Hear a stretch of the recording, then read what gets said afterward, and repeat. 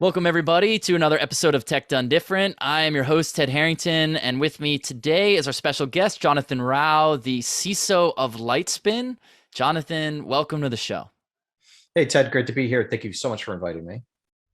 I am very excited to go on this particular rant with you today. we Oh, were I am too.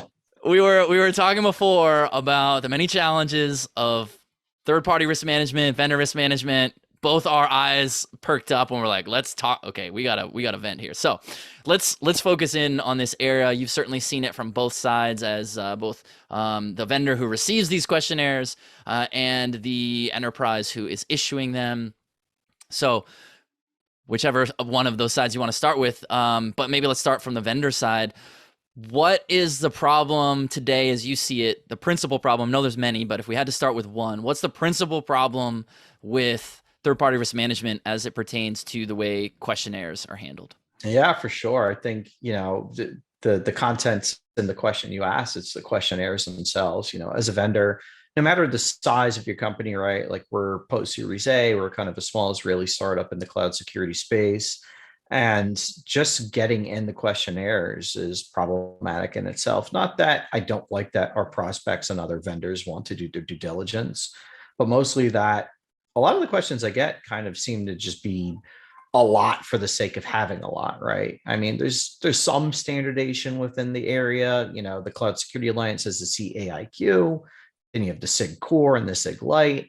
But typically, what happens is I get like a 500 or 400 question thing. It could be in an email, it could be in a Google Doc, it could be in Word, it could be in SharePoint, it could be in one of dozens of different VRM tools I use.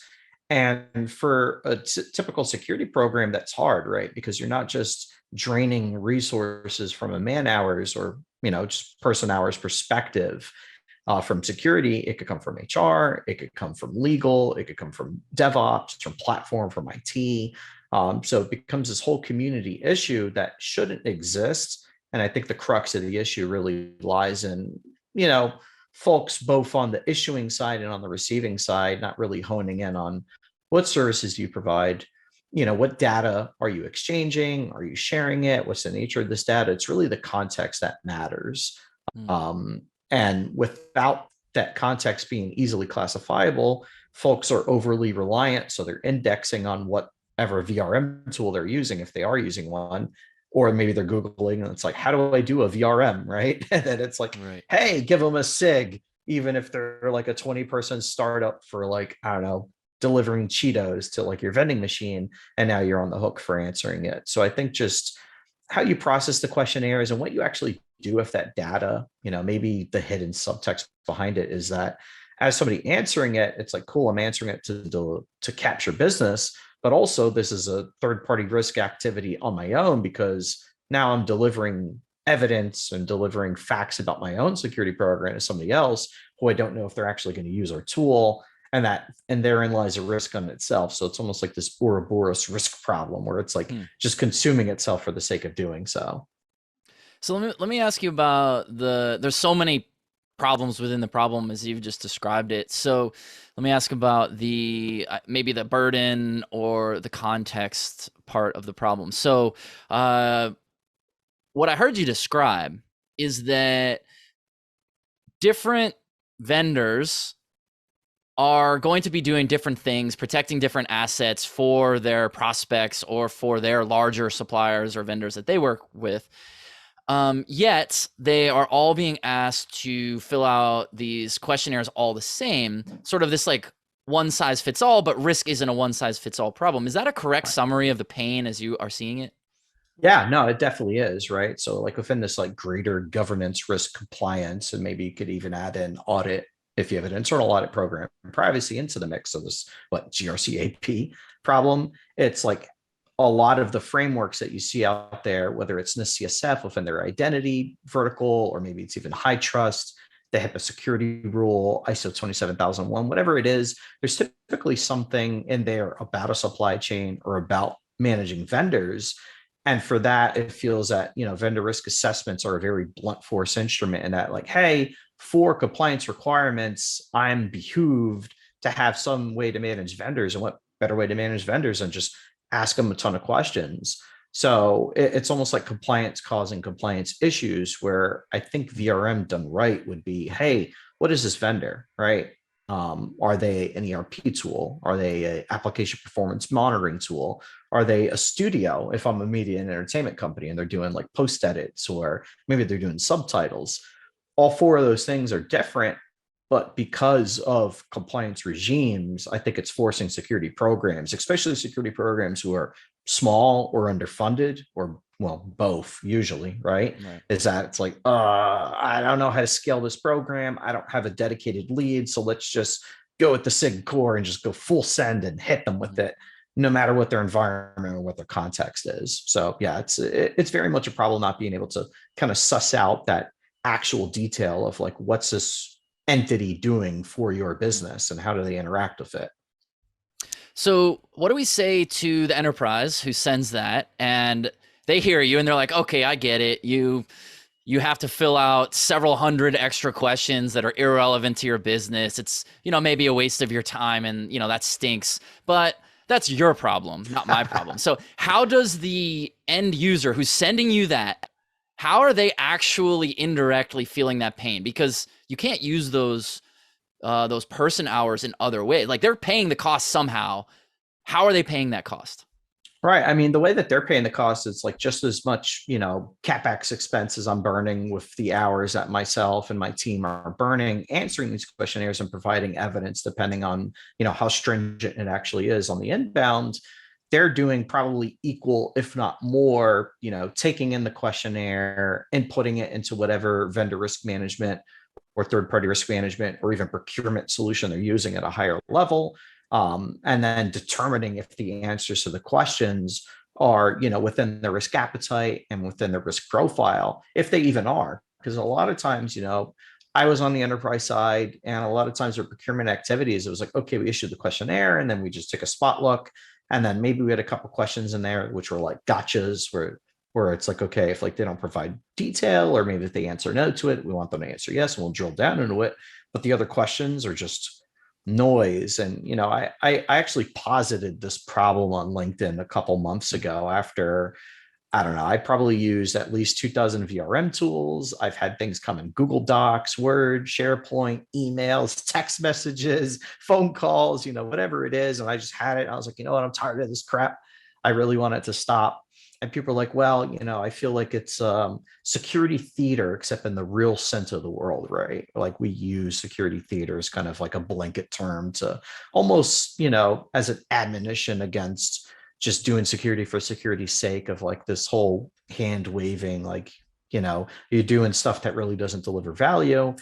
And a lot of the opinions on that post were that like, hey, maybe back in the day in some primordial time, security questionnaires are 25 questions. And somebody's like, Right. well, I wouldn't want somebody to think that I don't take security seriously. So how about Right. 50 questions? And Yeah. how about 100 questions? And now we're at like 400 questions, right? Where I've gotten asked things like, hey, do you have a policy for, preventing human slavery?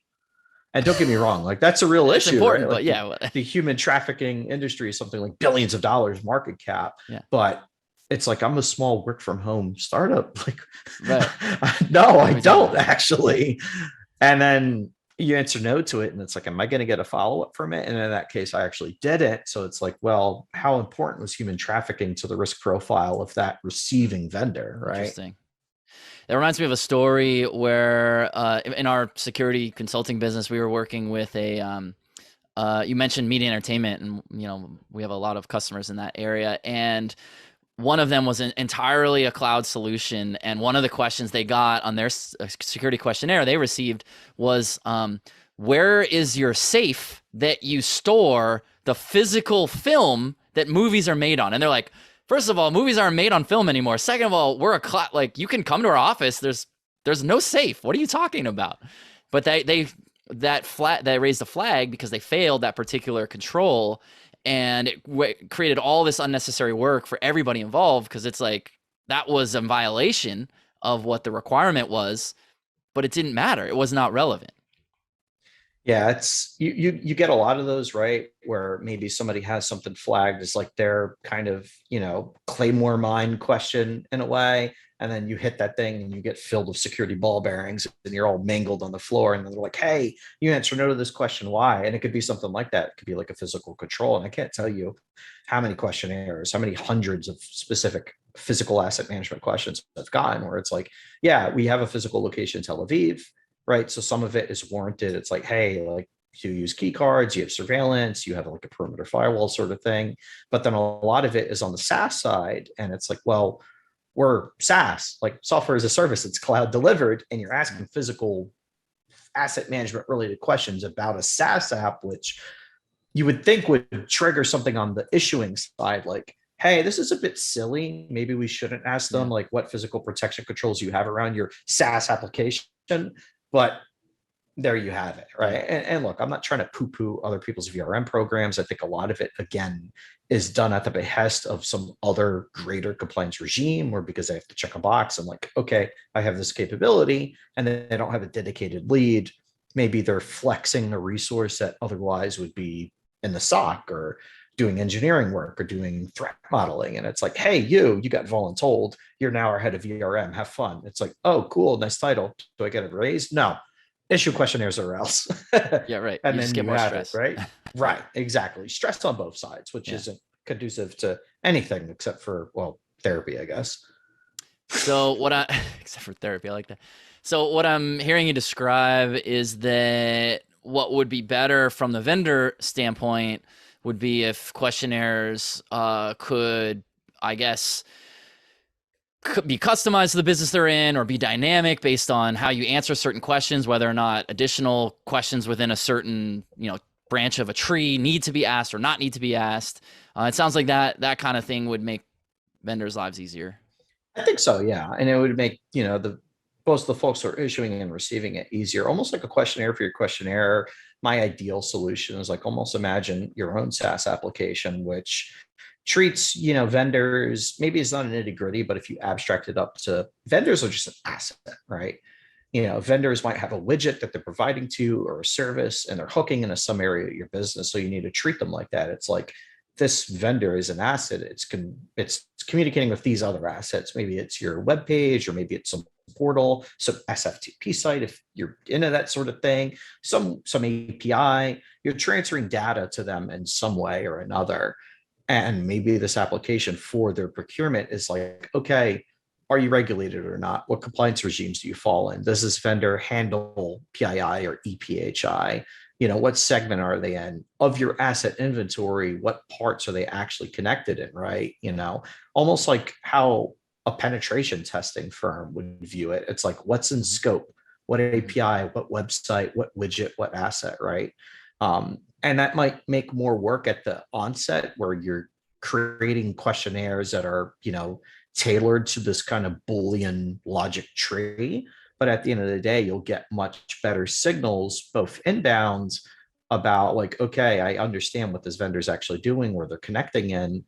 And now instead of asking them 400 questions, of which only 25 are applicable, why not just ask them the 25 that are applicable, understanding what their operational tempo is within your environment.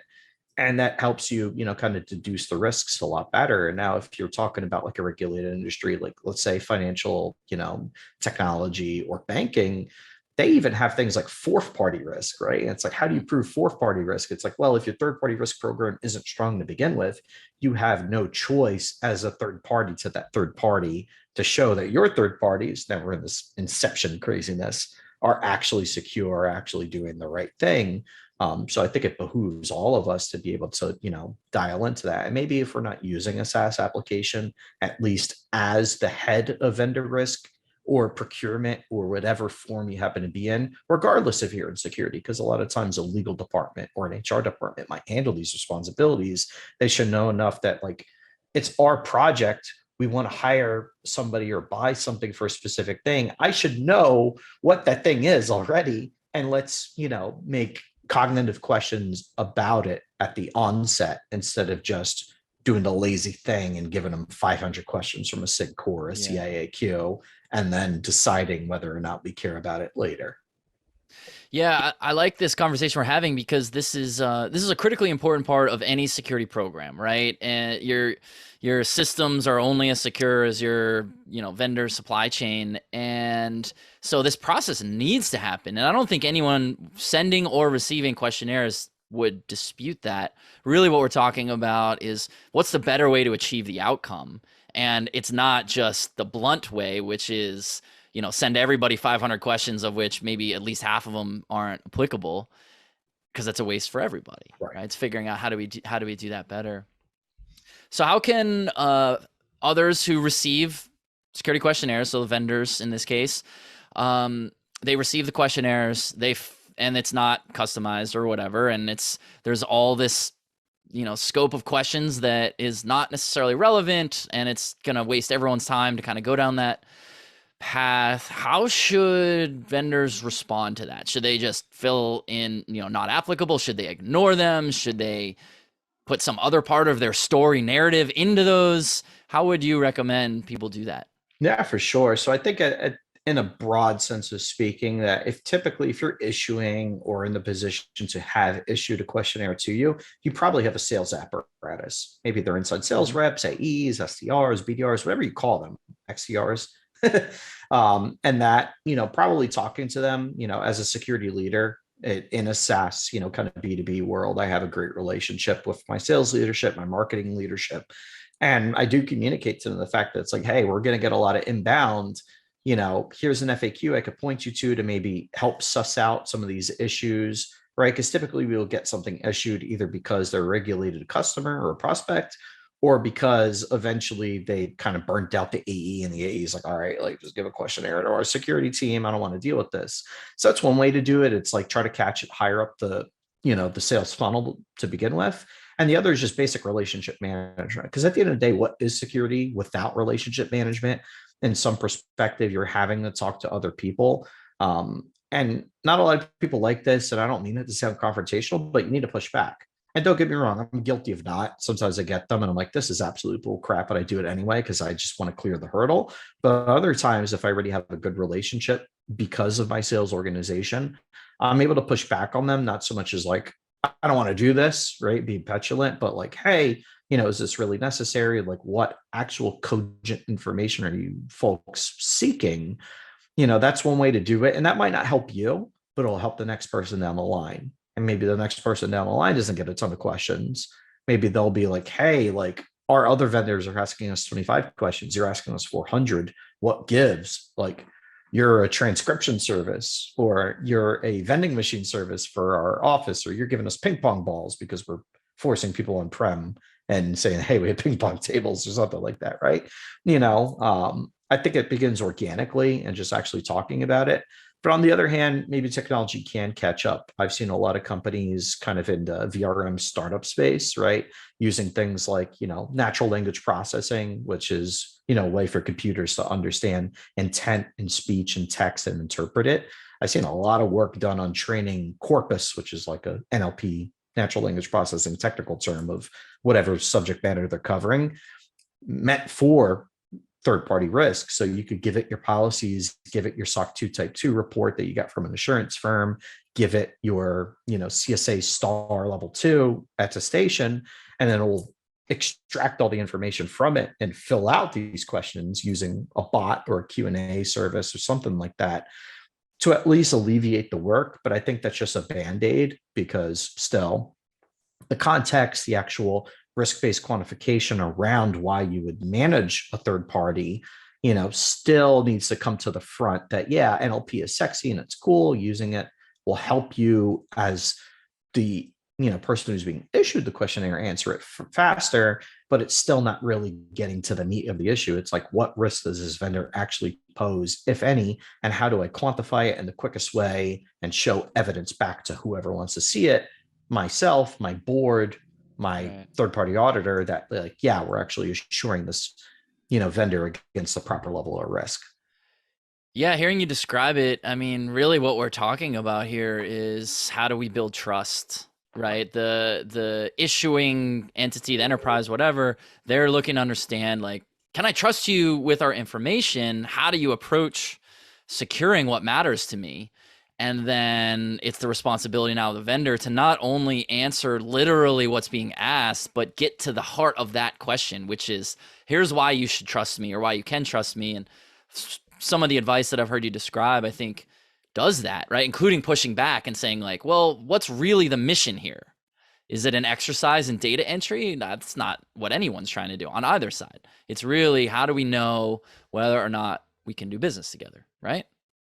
Yeah, 100%. It becomes this like weird, task stacking issue of like, hey, I don't understand the intent that they're answering the question. Now, you as a person answering it, it's like, okay, in the comment field, if they have one, do I provide a ton of information about the questions like, hey, yeah, we do DLP, and here's where our DLP touches, and here's the product we use. And it's like, at the same front, do we want to disclose that we're using X tool? Do we want to even go into this amount of detail? And then in the back of your mind, you're like, well, if I don't go into this detail, they're going to ask me follow-up questions. I'm going to get stuck with this. Or if I don't provide detail, I'm going to be stuck with this, right? Like there's just so much ambiguity. And I think about, the pipeline of people, right? Or let's say you're hiring somebody who's entry level, wants to break in the industry, and maybe you give them vendor risk management as a core competency of something they have to do, whether they're an intern or an apprentice, or maybe an entry level engineer or otherwise. They're going to have that exacerbated times 10 or times 100, whatever order of magnitude you want to do, because they haven't been exposed to the industry as much. So no matter how you tackle the issue, there's always going to be that, voice in the back of your mind of like, okay, how much information do we provide exactly? And sometimes they're like, hey, like, yes, you must answer it and make that fill in like required, let's say through using a web portal. And I don't mean to call out these vendors, but just like an example where you could do it like Risk Ledger or TX Group, or maybe not, or not TX Group, OneTrust, right? Where they have like these their own tools for vendor risk management. And you could, modify the questionnaire. It's like, okay, force to fill in, but that still doesn't really, answer the problem of like, okay, what context are they going for? And asking questions is actually really hard, right? Like sometimes they are Boolean. It's like, hey, do you have a CSPM? Do you have container security? Do you have a VM program? Sure. But let's say I'm working with a vendor that, processes, for whatever reason, maybe they're taking in snapshots from my environment, right? And they're running an SBOM against Docker registries, something crazy, right? It's like, do I, want to know that they have a vendor risk or a vulnerability management program? Sure. But what I really care about is like, are they, patching on time? What outstanding vulns do they have? And then it becomes really an issue, even on the issuance side of like, am I asking too much, both from a third party risk on the person who's getting the question side of like, okay, do we want to actually disclose this? Why are you asking it? Sign an MD&A. And then also from the point of like, I'm asking these questions, I'm going to have to process the answer in some way. Do I really want to ask that much? So I think as security professionals, we're skeptical and we're suspicious and we're paranoid to begin with. So we'll probably ask for more rather than less. And that's another thing, back to some of the first questions you ask is like, why is this a problem?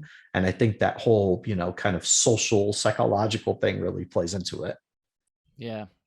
Yeah, no, that makes sense. That's a great way for us to sort of wrap up this particular conversation. And as our time here comes to a close, is there any parting insights or ideas or advice that you want to leave with our audience before we finish?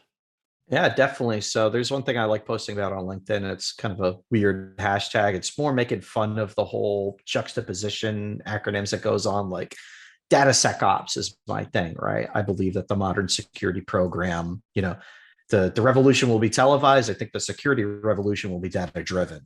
And vendor risk is an area that's ripe for disruption. So if you're listening and it's like, hey, I want a startup idea, I want to be the next billionaire and buy the Lakers, vendor risk management, do it right, kind of in a broad spectrum sort of way.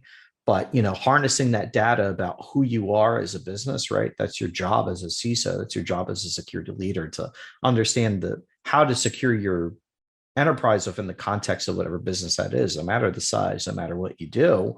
And that's how you could use that for vendor risk, where it's like, hey, here's the areas, here's my threat environment that's applicable to me. How can I issue questions that way? Pushback always, but be empathetic at the end of the day. Whether you're issuing or taking these questionnaires, just know that probably people on both sides of the equation are miserable either way for it.